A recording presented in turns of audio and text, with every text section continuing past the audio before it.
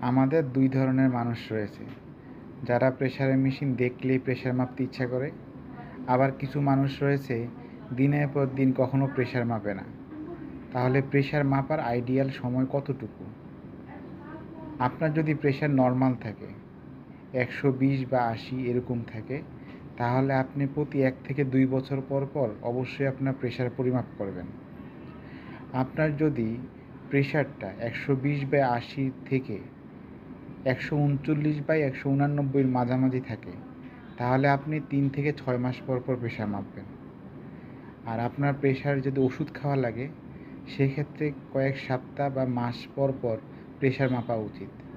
Pressure যদি খুবই up down করে এবং খুবই নিয়ন্ত্রণ না হয়, সেক্ষেত্রে অনেক সময় সপ্তাহে প্রেশার মাপতে হবে। সেক্ষেত্রে অনেক সময় দিন, সন্ধ্যা, সকাল বিভিন্ন সময় চিকিৎসকের পরামর্শ অনুযায়ী প্রেশার মাপতে হবে। 95% প্রেশারের কোনো লক্ষণ থাকে না, আবার 95% প্রেশারের কোনো কারণ খুঁজে পাওয়া যায় না।